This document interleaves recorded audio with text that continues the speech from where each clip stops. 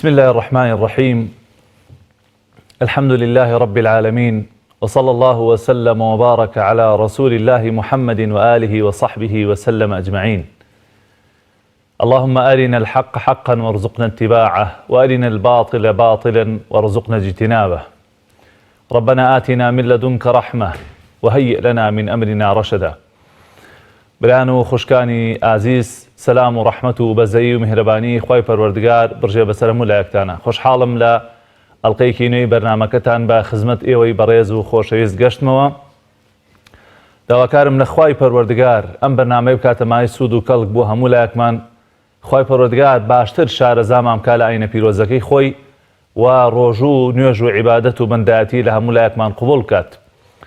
خۆشەویستانم، بەرنامەکەمان ڕاستە و خۆیە و ئێوەی بەڕێز و خۆشەویست دەتوانن پاشکەمێکی تر پەیوەندی بە بەرنامەکە بکەن و پرسیارە شەرعیەکانتان ئاراستە بکەن. پشتیوان بەخوای پەروەردگار ئێمە لە خزمەت ئێوەی بەڕێز و خۆشەویستدا دەبین. لە تەوەری ئەمڕۆدا و پێش وەرگرتنی پەیوەندیەکانی ئێوەی بەڕێز و خۆشەویست پێم خۆشە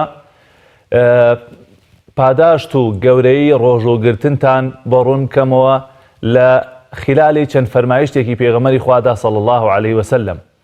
ئایا ئێستا ئێمە کە لەم مانگەیە خۆمانەگرینەوە لە خواردن و خواردنەوە بە ڕۆژوو ئەبین بۆ خوای پەروەردگار، لە بەرامبەردا خوای تەعالا چ پاداشتێکی بۆ ئێمەی موسڵمان داناوە، بۆ ئەوەی کە هاندەرێک بێت، بۆ ئەوەی کە مشەجیعێکی باش بێت، پاڵنەرێکی باش بێت تا ئێمە لەسەر ئەو عیبادەتە گەورەیە بەردەوام بین. لەوە دەست پێکەم بەڕێزان کە ڕۆژوو یەکێکە لە پایە گەورەکانی ئیسلامەتی هەر کەسێک، واتە هەر کەسێک بێتە نێو بازنەی ئیسلامەوە پێویستە کۆڵەگە و پایەیەکی گەورەی ئەو ئیسلامە جێبەجێ بکە کە بریتێ لە ڕۆژوگرتنی مانگی ڕەمەزان. ڕۆژوو بەڕاستی عیبادەتێکی زۆر گەورەیە و بەندایەتیەکە کە بەندە لە خوای پەروەردگار نزیکە کاتەوە و هۆکارێکی گەورەیە بۆ لێخۆشبوون لە گوناه و تاوانەکان و بەرزبوونەوەی پلەپایی بەندەکان و هەروە هەڵوەرینی هەموو گوناه و تاوانەکان. لەگەڵیشیا بەڕاستی مەدرسە و قوتابخانەیەکی زۆر گەورەیە بۆ بەدەستهێنانی تەقوا و لێخۆشبوون و ڕەزامەندی خوای پەروەردگار. وەکو خوای تەعالا لە قورئانی پیرۆزدا فەرمێ: یا ئەیها الذین آمنوا كتب عليكم الصيام كما كتب على الذين من قبلكم لعلكم تتقون. ئەی ئیمانداران، ڕۆژوو لەسەرتان فەرز کراوە، لەسەر میلەتان و نەتەوەکانی پێش ئێوەش هەر فەرز کرابوو. مەبەست لە فەرزکردنی ئەم ڕۆژوەیش بۆ ئەوەیە کە ئێوە تەقوا بەدەست بێنن، لە خواترسان بەدەست بێنن، بۆی لە نێو ئەم مەدرسەی ڕۆژووەوە ئێوە فێری بەندایەتی و خۆساخکردنەوە و خۆیەکلاکردنەوە بن بۆ خوای پەروەردگار. لە ڕێی ڕۆژووە بەڕێزان ئینسان ئەتوانێت کۆمەڵێک خۆی باش بەدەست بێنێ و خۆی لە کۆمەڵێک خۆی خراپیش دوور خاتەوە. بۆیە بەڕێزان بەڕاستی ڕۆژوو پایەکی زۆر گەورەیە، عیبادەتێکی زۆر مەزنە، کارێکی زۆر گەورەیە کە ئینسانێکی موسڵمان ئەنجامی بدا. لە خزمەت چەند فەرمایشتێکی پێغەمبەری خوادا عەلەیهی سەڵات وەسەلام ئەبم، ئەوەندەی کات دەرفەت بدا هەندێک لە گەورەی و پلەپایی ڕۆژوگرتنتان لە خزمەتا بۆ ڕوونەکەمەوە. یەکەم لەوە دەست پێکەم بەڕێزان کە پاداشتی ڕۆژووکردن، ڕۆژوو بە ڕۆژووبوون لەبەر خوای پەروەردگار وەکو باقی کردەوەکانی تر نییە. خوای پەروەردگار بۆ خۆی پاداشتی ئەداتەوە. چەندێ پاداشتی ئەداتەوە، چۆن پاداشتی ئەداتەوە، ئەندازەکەی چەندێکە، مەگەر خوای پەروەردگار بۆ خۆی بزانێ. هەندێکی بۆ ئێمە ڕوون کراوەتەوە تەنها وەکو بە چاوڕوونیەک و دڵخۆشیەک. ئەگینا پاداشتی ڕاستەقینەی ڕۆژوو تەنها ڕەب العالەمین خۆی ئەزانێ.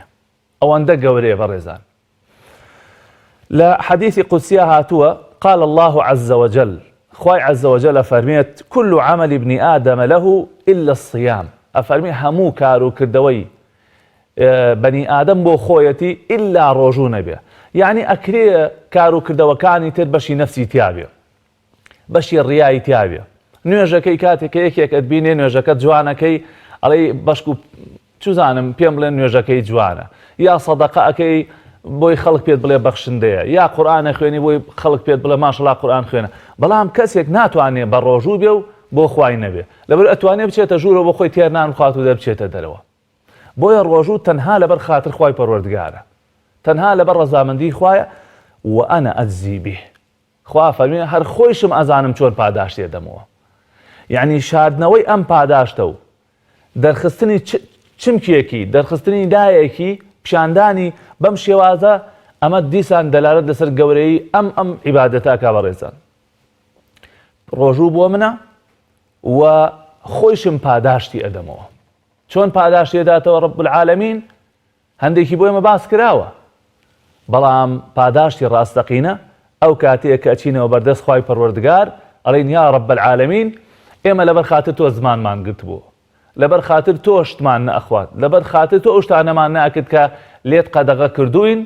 ئەمە جگەلەوەی کە لە ڕووی تەندروستیەوە بۆ تەندروستی و ژیانی ئێمە چاکە و دەیان سوودی تەندروستی هەیە، بەڵام کاتێک ئێمە فەرمانەکەی تۆمان جێبەجێ کردو یا ڕەب العالەمین تەنها لەبەر ڕزای تۆمان بووە، خوای پەروەردگارش ئەو کاتە ئینشاءڵڵا باشترین پاداشتمان داتەوە. لە فەرمودەیەکی ترا بەڕێزان پێغەمبەری خوا عەلەیهی سەڵات وەسەلام ئەومان بۆ ڕوونەکاتەوە کە هیچ شتێک نییە بە ئەندازەی ڕۆژوو لە لای خوای پەروەردگار گەورە بێت. ئەفەرمێ ئەبی ئومامەی باهیلی ڕەزا و ڕەحمەتی خوای لێ بێ فەرمێ هاتمە خزمەت پێغەمبەری خوا صلى الله عليه وآله وسلم وتم أي پیغمبری خوا مرني بأمر آخذه عنك أي پیغمبری خوا شتێکم پێ بڵێ تایبەت لە تۆ بۆ من. پیغمبری خوا عليه الصلاة والسلام فەرمووی عليك بالصوم فإنه لا مثل له. فەرمووی بڕۆ بە ڕۆژوو بە، ئەگەر حەزەقی خوا لە خۆت ڕازیکەی، ئەگەر حەزەقی ڕەزامەنی خوا بەدەست بێنی بڕۆ بە ڕۆژوو بە. هیچ شتێ وەکو ڕۆژوو نییە، چونکە لە ڕۆژووە ئەگەر بەڕاستی ڕۆژووی ڕاستەقینە بگرین ئینسانە هێڕێتەوە لە خراپە و تاوان. ئەو خۆ خراپانەی هەیە لە ئینسانی دوورە خاتەوە. کۆمەڵێ خوی چاک فێرە بێ، لەو مەدرسەیە فێری تەقوا و لە خواترسانە بێ، زمانی لەبەر خاتر خوا ئاگرێتەوە، چاوگوێی لەبەر خاتر خوا ئاگرێتەوە، هەموو ئەندامەکانی لەبەر ڕەزامەنی خوای پەروەردگار ئەگرێتەوە. بۆیە پێغەمبەری خوا فەرمێ صلی الله علیه وسلم هیچ شتێک وەکو ڕۆژوو نییە. ئەمجا لە فەرمایشتێکی ترا پێغەمبەری خوا عەلەیهی سەڵات وەسەلام ئەومان بۆ ڕوونەکاتەوە کە ڕۆژوو هۆکارێکی گەورەیە بۆ ئەوەی کە ئینسان لە ئاگری دۆزەخ دوور بکەوێتەوە. لە فەرمایشتا هاتووە پێغەمبەری خوا فەرمێ صلی الله علیه وسلم هەر کەسێ تەنها یەک ڕۆژ لەبەر خاتر خوای پەروەردگار بە ڕۆژوو بێ، خوای پەروەردگار ڕووی ئەو کەسە لە ئاگری جەهەنەم لە سزای خوای پەروەردگار دوورە خاتەوە بە ئەندازەی 7 پاییز. یعنی یەک ڕۆژێک 7 پاییز ئەو عەبدە لە ئاگری جەهەنەم دوورەکەوێتەوە و لە تووڕەیی خوای پەروەردگار دوورەکەوێتەوە. بەڕاستی ئەمە زۆر گەورەییە، بەڕاستی ئەمە گەورەترین فەزڵە کە خوای پەروەردگار لەگەڵ ئومەتی ئیسلامە کردوویەتی. لا فەرمایش شتێکا پێغەمبەری خوا عەلەیهی سەڵات وەسەلام فەرمێ الصوم جنة يستجن بها العبد من النار. ئەفەرمێ ڕۆژوو قەڵغانێکە، پاڵپشتێکە بۆ عەبد لە ئاگری دۆزەخ. بەهۆیەوە وەکو قەڵغان، وەکو پاڵپشت عەبد ئەتوانێت خۆی لە ئاگری دۆزەخ دوور بخاتەوە بە بۆنەی بە ڕۆژوو بوونەوە، چونکە ئینسان لە خوای پەروەردگار زۆر نزیکە کاتەوە. لە فەرمایشتێکی ترا ئەفەرمێ إن الله تبارك وتعالى إن لله تبارك وتعالى عتقاء في كل يوم وليلة وإن لكل مسلم في كل يوم وليلة دعوة مستجابة. لا فەرمایشتێکی صحیحە هاتووە ئەفەرمێ خوای پەروەردگار هەموو شەوێک، هەموو شەو ڕۆژێکی ڕەمەزان کۆمەڵی عەبد لە ئاگری دۆزەخ ڕزگارەکە، و هەموو عەبدێک لە شەو ڕۆژێکی ڕەمەزانە خوای پەروەردگار دوعایەکی بۆ داناوە کە ئەو دوعای لێ قبوڵەکە. جایا دوعاکەی بۆ جێبەجێکە، یا ئەوە تا شتێکی تری داتێ، یا بۆی ئەگۆڕێ بە شتێکی تر، یا لە قیامەتە بە ئەندازەیەوە پاداش لێداتەوە. گرنگ ئەوەیە ئەو دوعای ئەو کەسە بەرزە بێتەوە بۆ لای خوای پەروەردگار و خوای تەعالا لێ قبوڵەکات. و هەروەها هۆکارە بۆ هەڵوەرینی گوناه و تاوانەکان، ئەو هەموو گوناهانەی کە ئێمە ڕۆژانە ئەنجامێ دەین بەڕێزان. ڕۆژوو ئەبێتە مای ڕوخانی هەیکەلی ئەو گوناهانە، نەهێشتنی ئەو گوناه و تاوانە. وەکو لە فەرمایشتێکە هاتووە فەرمێ فتنة الرجل في أهله وماله ونفسه وولده وجاره يكفرها الصيام والصلاة والصدقة والأمر بالمعروف والنهي عن المنكر. ئەفەرمێت ئەو گوناه و تاوانەی کە عەبدێک ئەنجامی ئەدات و ئەو بەڵاو مصیبەتانەی کە ئەو شتانەی کە کەسێک ئەیکا سەبارەت لە ناو ماڵ و مناڵیە لەگەڵ خۆیان لەگەڵ دەوروبەریە ئەفەرمێت چی ئەیان سڕێتەوە چەند شتێک ئەیان سڕێتەوە یەکێ لەوانەی کە بێتە هۆی کەفارەتی گوناهەکانی بریتە لە ڕۆژووبوون لەبەر خاتر خوای پەروەردگار ئەو گوناهانەی کە ڕۆژانە ئێمە ئەنجامی ئەدەین لەگەڵ خۆمانە لە ناو ماڵ و مناڵمانە لە دەوروبەرمانە یەکێ لە هۆکارەکان بۆ سڕینەوەی ئەو گوناهانە بریتە لە بەڕۆژووبوون لەبەر خاتر خوای پەروەردگار لە فەرمایشتێکی ترا بەڕێزان ئەومان بۆ ڕوونەکاتەوە ڕۆژوو یەکێکە لەو شتانەی کە یەکێکە لەو کار و کردوانەی کابێ بە شەفاعەتکار و تکاکار بۆ بەندە لە ڕۆژی قیامەتە ئەزانن بەڕێزان لە ڕۆژی قیامەتە هەموو خەڵک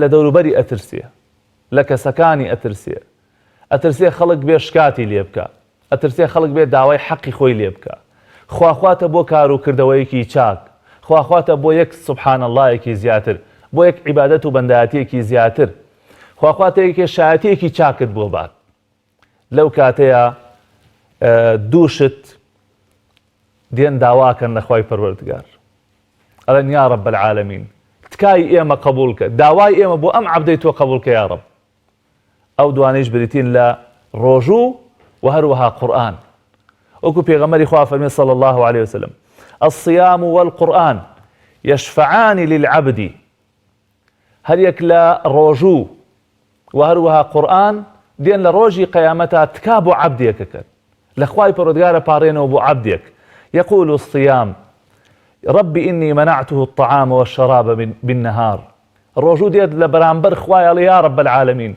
من منعی ئەم کابرایم کردبوو منعی ئەم برایم کردبوو منعی ئەم خوشکەم کردبوو هەتا ئێوارە ئاوی نەئەخوارد هەتا ئێوارە نانی نەئەخوارد هەتا ئێوارە زمانی خۆی گرتبەوە فشفعني فيه خوایە بم خەبەر شەفاع ئەو پیاوە بخەبەر شەفاعەتی من خوایە تکای من بۆ ئەو عەبدەی خۆت قبولکە یا رب العالمین لەبەر ئەوەی لەبەر خاتر تۆ هەتا ئێوارە زمانی ئەگرتەوە هەتا ئێوارە قسەی هەڵەی نەئەکرد هەتا ئێوارە خۆی لە خواردن و خواردنەوە گرتبووە هەروەها ويقول القرآن قورئانیش دێت ربي منعته النوم بالليل فشفعني فيه خوایە من منعی خەوم لە چاوی زڕاندبوو لە شەوانە دیراسەی منیە کردو منی دەورە کردەوە یا ربی خوای خەبەر شەفاعەت و تکای من خوایە تکای منی بۆ قبولکە بۆیە بەڕاستی ئەمە زۆر جێی دڵخۆشیە لە ڕۆژی قیامەتە کردەوەیە کە بێت داکۆکیت لێ بکە کردەوەیە کە بێت لە بەرامبەر خوایە شایەتیت بۆ بدا کە بەڕاستی ئەمە زۆر جێگەی دڵخۆشیە ئومێد دەکەین ئینشاءالله هەموو ئەو خوشک و برانەی کە لەبەر خاتر خوای پەروەردگار بە ڕۆژوو ئەبن زمانی خۆیان نەگرنەوە لە ڕۆژی قیامەتە ئەو ڕۆژووە ببێتە تکاکار و شەفاعەتکار بۆیان ئینشاءالله ئەمجا بەڕێزان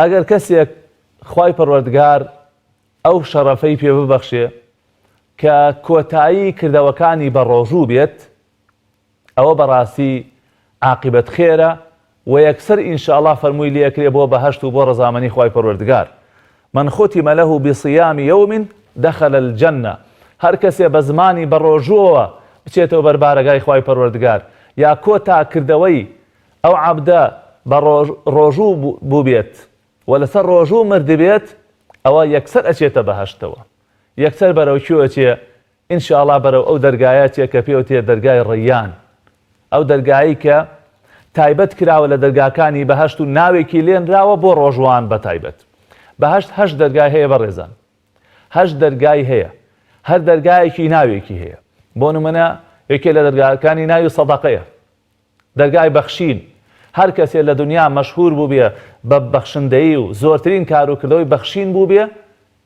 لەو دەرگایەوە بانگی لێکرێت فڵانی کوڕی فڵان تۆ شایستەی ئەم شوێنەی دەرگای جیهاتمانێ هەر کەسێ هەوڵ و تێکۆشانی دابێ لە پێناو ئەو دینەیە و خۆی بەخت کردێ بۆ ئەو دینە لەو دەرگاوە بانگی لێکرێت دەرگای ڕەیانمان هەیە یەکێ لە دەرگاکان یعنی دەرگای پاراوبوون ئەو کەسانی کە خۆیان تونی کردووە لە دنیاە بە تایبەت لە هاوینە و لە ڕۆژانی گەرما لەبەر خاتر خوای پەروەردگار بە ڕۆژوو بوون لەو دەرگاوە بانگیان لێ ئەکرێ کە لەو دەرگایە ئاویان خوارد پاراو بوون ئیتر هەرگیز تونیان نابێت با پەیوەندی ئەوە خوشک و برا بەڕێزانە وەرگین دواتر ئەگەر دەرفەت بوو لە خزمەتانە چەند فەرموندەیەکمان ماوە تەواو بکەین. دایکی محەممەدمان لەگەڵایە لە عەربەتەوە فەرموو دایکی محەممەد. السلام عليكم مامۆستا گیان. عەلەیکم السلام ورحمة الله وبركاته و خوشکی بەڕێز.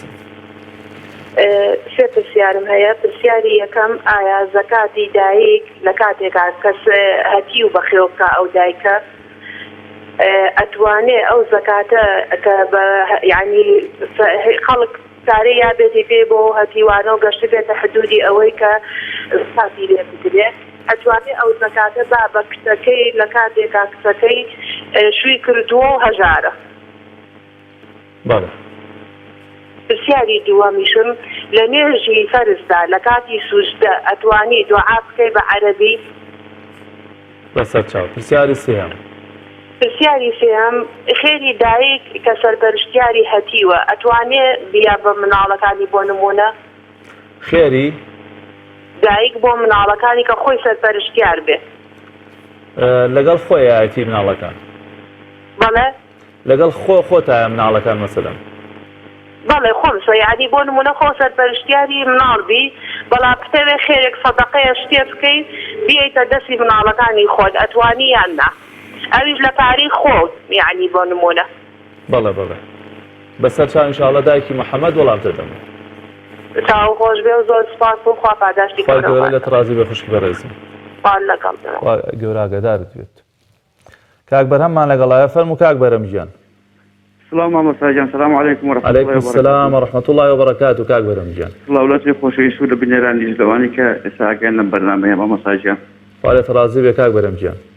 دەستی ماچەکەم بێ بێخوا مامۆستا گیان. وەڵای پرسیارێکم هەیە من گوشیدەم تەواو نییە میزە چرکیم هەیە مامۆستا.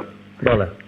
ئەم میزە چرکیەیە جاری وهەیە لەسەر نوێژم جاری وهەیە لە کاتی مەسەلەن دەستنوێژگرتنەکەمایە بەڕاستی لێم بۆ بە شتێکی زۆر ناخۆش ینی جاری وایە سێجە دەستنوێژ دەگرمەوە. جا وتم ئەگەر ئینشاءڵڵا بەمان ڕوونکەیتەوە مامۆستا گیان چی بکەم باشە و هەرچەند سەدای دکتۆریشم کردووە دکتۆر ئەڵێ ئیلا حەبی هەیە ئەو حەبەش ئەوەیەک ئەڵێ باش نییە ئێستا لەم کاتیا بەکاری بێنی. بەڵێ بەسەر چاو ئینشاءڵڵا وەڵامتە دەمەوە کاک بەرەم گیان. دەستی خۆش مامۆستا گیان زۆر سوپاس. کاک دلۆڤانمان لەگەڵایە لە هەولێرەوە فەرموو کاک دلۆڤان. السلام عليكم مامۆستا گیان. عەلەیکم السلام ورحمة الله. دەستخۆشی بەرنامەکە لێ دەکەم. خۆی گەورە پایدارت کە کاک دلۆڤان. مامۆستا دایکم سوکەریتی بەڕۆژوو بیان نا. چیەتی سوکەری؟ بەڵێ. بەسەر چاو ئینشاءڵڵا وەڵامتە دەمەوە. مامۆستا پێدەی بیستن وەختی بەرەبەری پێش نەکە بەوەی نێڕوانان گریم شتی برێت تێک دەچێتە لەبان دێک لێناگرێت. کاک دلۆڤان بەسەر چاو وەڵامتە دەمەوە ئینشاءڵڵا لە خزمەتتان. باشە دەست خۆش بێت. خی گەورە سەربەرزت کابراکەم. کاک چالاکمان لەگەڵایە لە سولەیمانی. کاک چالاک گیان فەرموو. مرحبا مامۆستا گیان باشی؟ چاوەکانم خوارت ڕازی زۆر سپاس مامۆستا گیان بێ زەحمەت پرسیارێکمان هەیە بۆ دایکم. بەڵێ. دایکم نەخۆشی ژێرپەنجەی هەیە ئەوێت بە ڕۆژوو بێت جا نازانم پیتراوە کە بە ڕۆژووش نەبێت دکتۆر ئایا توانێت بە ڕۆژوو بێت یان نە؟ بەسەر چاو وەڵامتە دەمەوە کاک چالاک گیان. باشە زۆر سپاس. دەستە خۆش بێت زۆر سپاس. چاوەکانم خوا گەلێ بێ.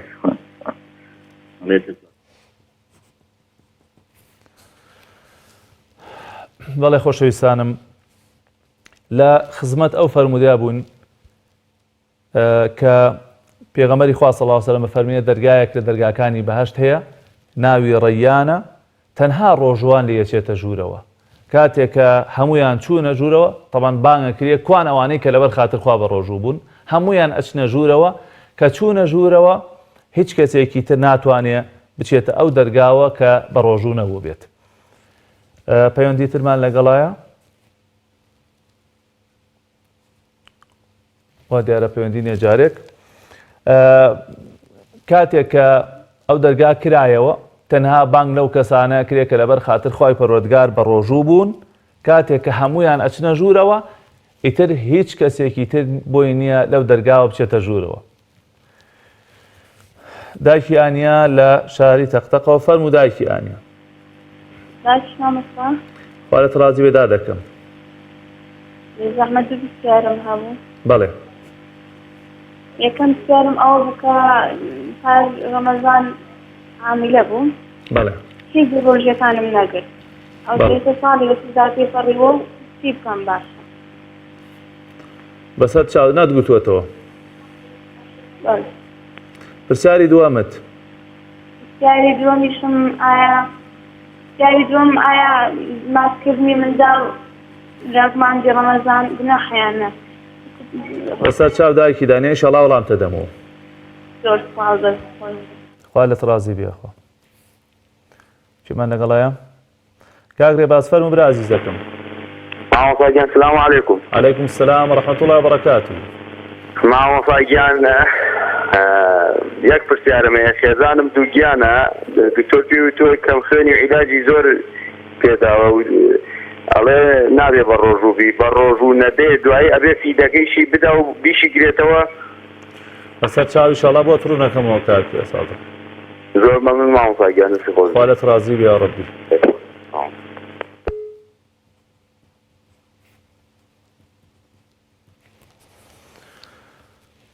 خۆشەویستانم بەر لەبەر لە خزمەت وەڵامی پەیوەندیەکان ئابین و هەر کەسێکی تریش پەیوەندی کرد پرسیارە بوو بە ئەندازەی ئەوەنێک کە کات دەرفەتمامدا لە خزمەتان ئابین.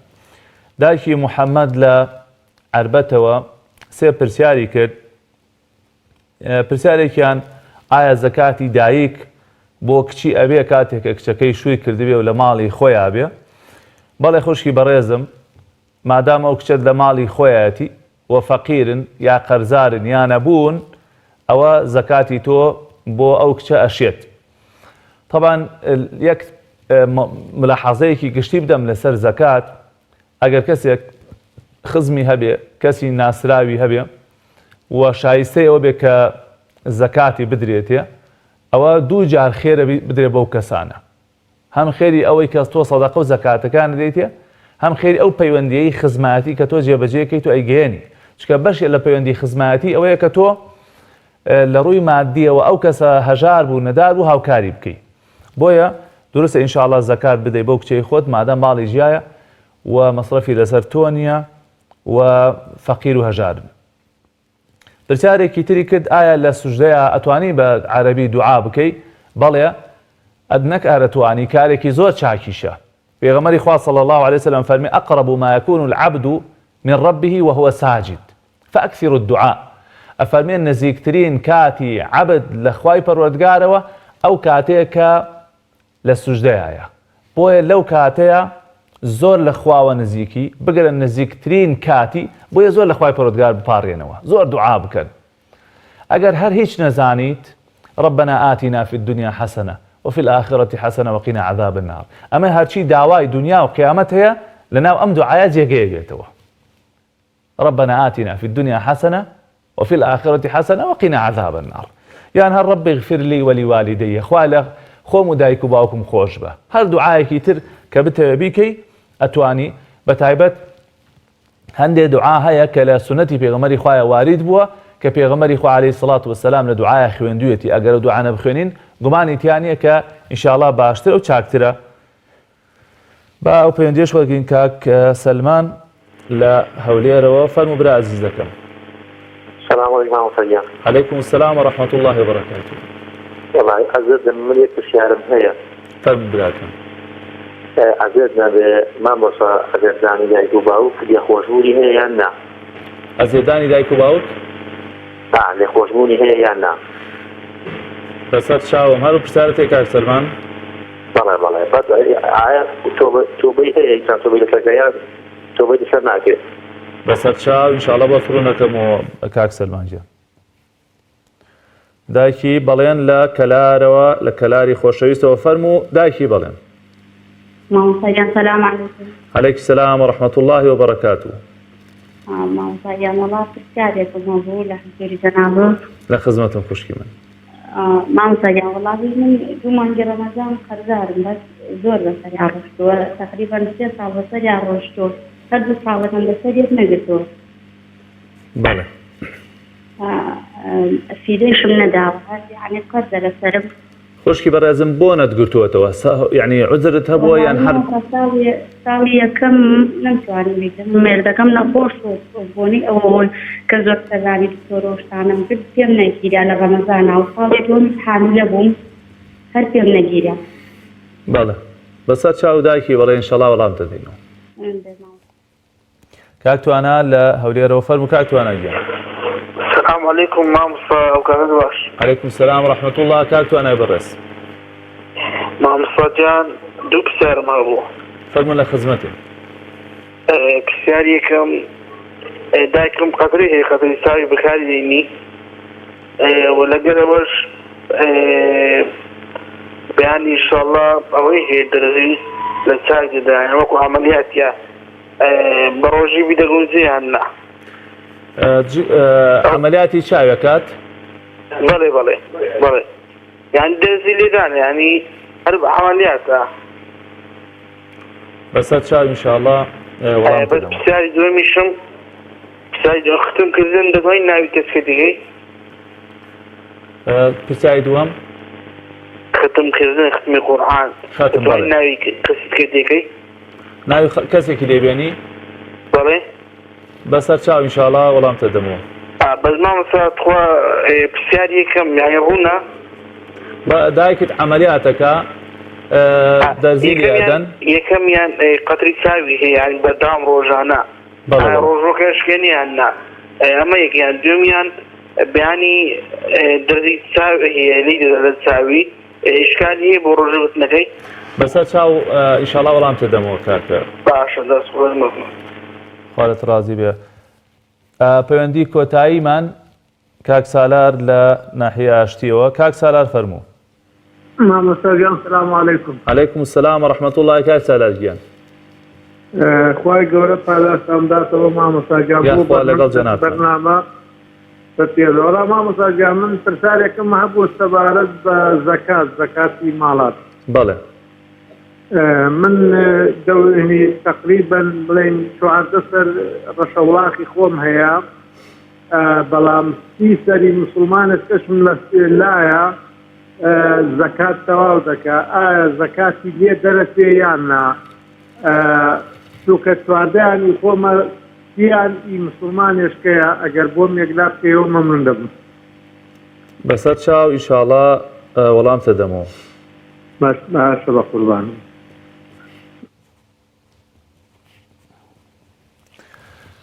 بەڕێزان داوای لێبوردنەکەین کات دەرفەتمان نادا زیاتر پەیوەندیەکانی ئێوەی بەڕێز و خۆشەویست وەربگرین. زۆر سوپاسی ئەوانەکەین کە پەیوەندیان کرد بە بەرنامەکەەوە و ئەو خوشکبرانی تریش کە نەیانتوانی دەرفەتیان بۆنە ڕەخسا. خوای گەورە پاداشتی هەموو لە ئەگواتەوە. دایکی محەممەد لە عەربەتەوە پرسیاری سێمیەوە بوو کە ئایا خێری دایک بۆ مناڵی خۆی ئەشێ؟ ئەشێت جۆری خێرەکەی شەزانێ بەڵام ئەکرێ ئینسان سەدەقە و کا بیداتە مناڵەکانی خۆی دڵی ماڵ و مناڵەکەی خۆش بکە. وەکوتم ئەمش لە شتێکەوە بۆ شتێکی تر ئەگۆڕەیە جۆری خێرەکە ئەزانێ. هەندێک جار وا پێویستەکە کە ئەو خێرە بدێتە ماڵی فەقیرێک ماڵێک ڕزگار بکرێ نەخۆشێک ڕزگار بکرێ ڕەنگە هەندێک حاڵت بۆ خەڵکی تر باشتر بێ بەڵام عەلە العوموم ئینسان ئەتوانێ سەدەقە و خێر و چاکەی خۆی بدا بە مناڵ و کەسوکاری خۆی. کاک بەرهەم لە سولەیمانیەوە پرسیاری ئەوەی کرد کە گوچیلەی تەواو نییە نەخۆشە. ئێمە کاک بەرەم بە شێوەیەکی گشتی بۆ جەنابت و بۆ هەموو خوشک و برایەکی ترکا ئەوانەی کە نەخۆشن بە تایبەت نەخۆشی گوچیلە پێویستە دکتۆری مختص بڵێ تۆ نابێ بە ڕۆژووبی و ڕۆژوگرتن زەرەری هەیە بۆ تۆ. جا ئەگەر دکتۆر مراجعەی دکتۆر بکە پرس بە دکتۆر بکە الحەمدولایە ئێستا دکتۆر زۆرە و هەموو ژمارەت تەلەفۆن و شتانە هەیە پرسی پێ بکە ئەگەر وتی نابێ بە ڕۆژووبی ئەو کاتە بە ڕۆژوو نابیت. لە کاتی ترا ئەتوانی بیگریتەوە ئەبێ بیگریتەوە. ئەگەر لە هەموو کاتێکا دکتۆر لێ قەدەغە کردی نابێ بە ڕۆژووبی ئەو کاتە فیدەی ئەدەی لە جیاتی هەر ڕۆژێک کە بە ڕۆژوو نەبووی خواردنی فەقیرێک هەژارێک ئەدەیت و لا يكلف الله نفسا إلا وسعها. ئیشەڵا خوای پەروەردگار بۆ تەنووسێ و گوناهباریش نابی.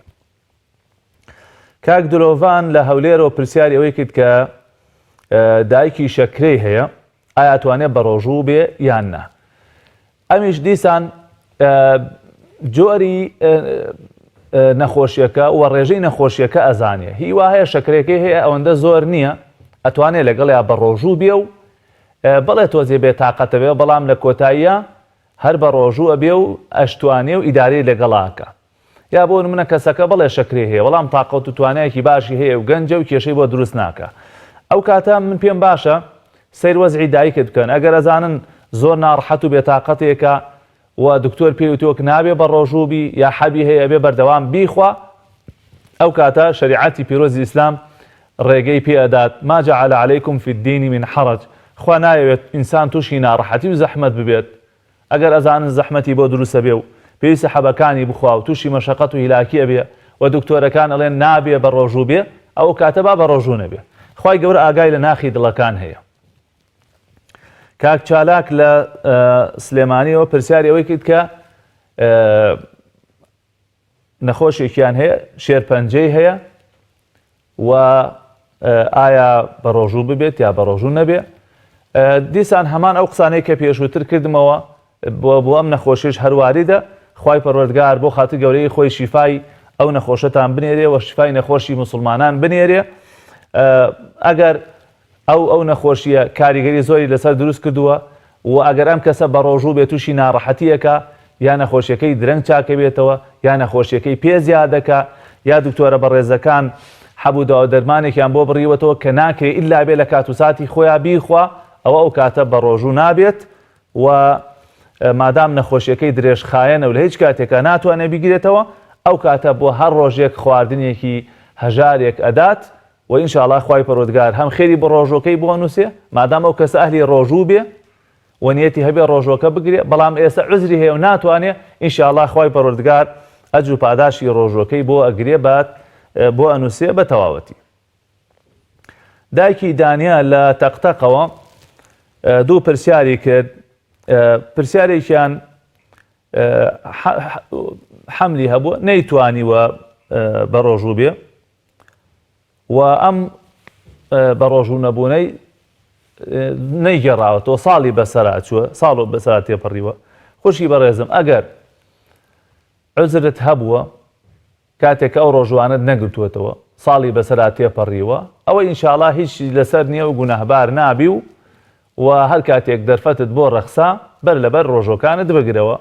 بەڵام ئەگەر ئینسان بەبێ عوزر بهێڵێ ساڵی بەسەرا تێپەڕێ لەسەر ڕە و بۆچوونی هەندێک لە زانایان ئەبێ لەگەڵ گرتنەوەی ڕۆژۆکەیشە خواردنی هەژار و فەقیرێکیش بدات لەبەرەوەی کە لە خلالی ساڵێکە نەیگرتوێتەوە و ساڵی بەسەرا تێپەڕیوە.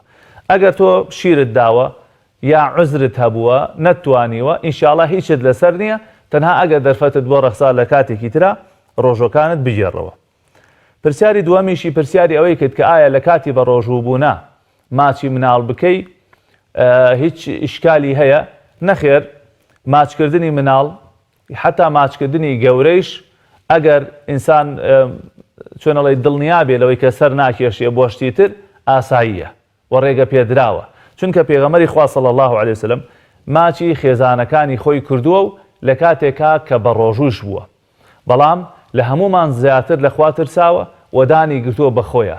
بۆیە حتا بۆ گەورەیش پێم خۆشە لە پەنای ئەوەش ڕوونکەمەوە بۆ گەورەیش ئەگەر سەر نەکێشیە بۆ شتی تر ئینسان بتوانێت کۆنتترۆلی خۆی بکە ئاساییە و ئینشاءڵڵا هیچ کێشەی نییە و ڕۆژۆکەیشی دائەمەزرێ. کاک ڕێباز لە سەی سادقەوە پرسیاری ئەوەی کرد کە خێزانی دووگیانە و دکتۆر پێوتووە کە نابێ بە ڕۆژووبی، ئایا کە بە ڕۆژوو نابێ تەنها ڕۆژەکە بگێڕێتەوە یا فیدیە بدا؟ طبعا من زۆر دیراسی ئەم بابەتەم کرد کە ئایا ئافرەتێک لەبەر حەمل لەبەرەوەی کە دووگیانە بە ڕۆژوو نابێ ئایا دواتر ڕۆژەکە بگرێتەوە یا بەس فیدیە بدام؟ چەند ڕەیەکی لەسرە، هەندێک لە زانایانە فەرمونون تەنها گرتنەوەی لەسرە، زۆرێک لە زانایان، هەندێک لە زانایان ئەفەرمونون ئەبێ بیگرێتەوە و فیدیەشی لەگەڵا بدا، هەندێک لە زانایان ئەفەرمونون تەنها خواردن بدا بە فەقیر و هەژار، نانی فەقیر و هەژار بدا، گرتنەوەی لەسەر نییە. ڕای بەهێز و بە قووەتی عولەما ئەوەیە کە ئافرەت ئەگەر لە مانگی ڕەمەزانە بە ڕۆژوو نەبوو لە بەرحەمل لە کاتێکی ترە ئەبێ بیگرێتەوە. ئەو ڕای بە قووەتی عولەمایە. بەڵێ هەندێک لە زانایان ئەفەرمون فیدیەش دروستە، فیدیە بدا. و هەندێک لە زانایان ئەم ڕایە بە ڕایەکی پەسەند دەزانن. بەڵام دوای دیراسەیەکی زۆر لەسەر ئەم بابەتە گەیشتومەتە ئەو قەناعەتەی کە ڕای ئەو زانایانە بەهێزترە و بەڵگەیان بە قوترە کە ئافرەتیش هەروەکو باقی نەخۆشەکانی تر خوای تعالی فەرمێ فەمەن کان منکم مەریضا ئەو عەلا سەفەر فعدة من ئەیام ئوخەر ئافرەتیش نەخۆشە ئیعتیبار نەخۆشی بۆ کرێ لەو کاتێ کە چاک بوویە و دەرفەتی بۆ ڕەخسا ئەبێ ڕۆژۆکە بگرێتەوە. بۆیە ئەگەر ڕۆژۆکەی گرتەوە ئیترەوە فیدیەی پێویست ناکە، نانی فەقیر پێویست ناکە، تەنها ڕۆژۆکە ئەگرێتەوە و ئینشاءڵڵا خوای پەروەردگار هەمان ئەو خێر و پاداشتە بۆ ئەو ئافرەتە ئەنووسێ هەروەکو چۆن بۆ خەڵکی تر ئەنووسرێت. کاک سەلمان لە شاری هەولێرەوە پرسیارەوەی کرد ئایا ئەزیێدانی دایک و باوک تەوبەی هەیە؟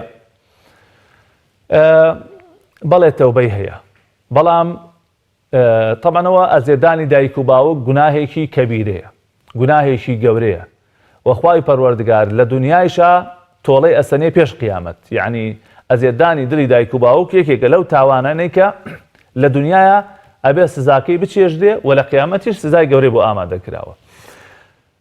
ئەگەر ئەڵی تەوبەی هەیە بەڵێ تەوبەی هەیە. تەوبەی بەوە ئەبێت جارێ لەگەڵ خوای پەروەردگارە داوای لێخۆشبوون کەی کە فەرمانی خوا تشکانوە، کە خراپەت لەگەڵ دایکتا کردووە، خراپەت لەگەڵ باوکتا کردووە.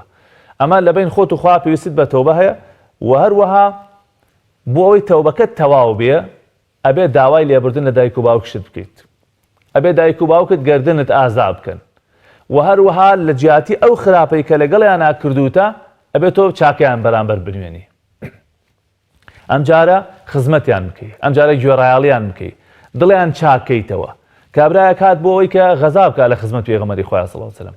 بۆ جەنگێ لە جەنگەکان هات فەرمووی ئەی پێغەمبەری خوا من کاتێک کە هاتم دایک و باوکم گریان لە دووەم. پێغەمبەری خوا صلی الله علیه و سلم فەرمووی چۆن دەرچووی لە ماڵ بە دوا تا گریان بڕۆ ئاوا دڵیان چاک کەرەوە، بڕۆ ئاوا دڵیان خۆش کەرەوە. لەبەرەوە بەڕێزان تەوبەکردن لە خراپەکردن بەرامبەر دایک و باوک تەنها لە بین خۆت و خوایان نییە، ئەبێت لەگەڵ دایک و باوکیشتا بینت چاکەیتەوە، داوای گردن ئازاییان لێ بکەی و هەروەها چاکەیان لەگەڵا بکەی بۆ ئەوەی کە ئینشاءڵڵا تەوبەکەت لە لای خوای پەروەردگار قبوڵ بێ. بۆی کە تەوبەکەیشت قبوڵ بێ کاکە سەلمان و هەر برا و خوشکێکی تر کە ئەزیەتی دڵی دایک و باوکی داوە ئەوەیە ئەوەندە چاکەیان لەگەڵا بکەی، ئەوەندە دوعای خێریان بۆ بکەی. ئەگەر لە دنیا نەمابێتن بە تایبەت، ئەگەر لە دنیا نەمابێتن سەدەقەیان بۆ بکە، خێریان بۆ بکە و زۆر لە خوای پەروەردگار بۆیان بپارڕێرەوە. ومێد دەکەم خوای پەروەردگار ئینشاءڵڵا تەوبەکەت قبوڵەکە و دایک و باوکشت دێت ڕازیە بن. دایکی بەڵێن لە کەلارەوە پرسیارەوەی کرد کە ڕەمەزان قەرزارە و ساڵی بەسەراتیە پەڕیەوە باسمان کرد ئەگەر لەبەر عوزر بووە، ئەگەر لەبەرەوە بووە کە نەتوانیوە یا نەخۆش بووی یا پاساوێکت هەبووە ئەوە ئینشاءڵڵا هیچت لەسەر نییە، لە کاتێکی ترە هەر کاتێ بۆت کرا و دەرفەتت بۆ ڕەخسا ئەو ڕۆژوانە بگرەوە و ئینشاءڵڵا خوای پەروەردگار بۆ تەنووسێ. کاک توانە لە هەولێرەوە پرسیارێوی کرد کە دایکی چاوێشەی هەیە قەترە بەکارهێنێ، قەترەی چاو ئایا ڕۆژوە شکێنێ؟ نەخێر بەڕێزان، قەترەی چاو ڕۆژوو ناشکێنێ، با تاڵێکەیشی هەندێک جار لە قوڕگای ئینسان هەستی پێ بکە، چونکەوە مەخرەجێ نییە بۆ جەوفی ئینسان، بۆ ناوسکی ئینسان و ئەو بۆ عیلاج بەکارهێنرێ، نە ئینسان پێی تێرە بێ و نە ئینسان پێی تونێتی ئەشکیە. ئەوە عیلاجێکە و بەکارهێنرێ بۆ چاو ئینشاءڵڵا ڕۆژوو ناشکێنێ. و پرسیارەوەی کرد کە ئەمڕۆ عەمەلیاتە کرێ، بەڕاستی ئەوە جۆری عەمەلیاتەکەی ئەزانێ کە ئایا بە ڕۆژوو بیانە. ئەگەر ئەو عەمەلیاتە مەسەلەن گەورە نەبێ، شتێکی ئاسایی بێ و مغەذی بۆ بەکار نەهێنرێ، تەئسیر و کاریگەری لەسەر ئەو کەسە دروست نەکا، ئەتوانێ بە ڕۆژوو بێ. بەڵام ئەگەر مغەذی بۆ بەکار بهێنرێ یا عەمەلیاتەکەی گەورە بێ یا مەسەلەن مزاعفاتی هەبێ خراپ بێ ئەوە ئەو کاتە ئەتوانێ بە ڕۆژوو نەبێ. ڕاستی ئەوە ئەبێ پرس بە دکتۆر بکرێ، پرس بە ئەو دکتۆرە بەڕێزە بکرێ کە ئایا ئەم ئافەتە بە ڕۆژوو ببێ یان نا، و ئایا ئەو جۆری عەمەلیاتەکە تا چەندێک گەورە نییە، کاریگەری هەیە بۆ سەر ئەم نەخۆشییان نا، ئەوە بەڕاستی بێ لەگەڵ دکتۆرەکەیە قسەیەک بکرێت. پرسیارێکی تری ئایا بۆ ختم ئەتوانی ناوی کەسی تر بێنی ئەگەر ئەو کەسە مردووە و کەسوکاری خۆتە مثلەن باوکە دایکە کەسی نزیکی خۆتە ومێ دەکەین ئینشاءڵڵا بۆ ئەوش بنووسرێ و ئەتوانی ئەو خێری ئەو ختمەیە هەدیە بکەی بۆ ئەو مردووت هەروکو چۆن سەدەقەی بۆکەی هەروکو چۆن حەجی بۆکەی هەروکو چۆن قوربانی بۆکەی ئەتوانی ختمی قورآنی شت کرد بڵێ یا رب العالمین ئەم ختمە فلانە مردوو کە فلان کەسە یا فلان کەسە لە خێری ئەم ختمەیە بەشدار بێ و خێری ئەم ختمەیە بۆ ئەوش بنووسرێت ومێ دەکەم ئینشاءڵڵا خوای پەروەردگار قبوڵی بکە و ئەو دیارەی تۆ بگا بە ئەو کەسە. کاک سالار لە ناحیە ئاشتیەوە پرسیاری ئەوەی کرد کە 14 مانگای هەیە و کەسێکی تر 30 مانگای لەلایەتی ئایا زەکاتی تیایان نە.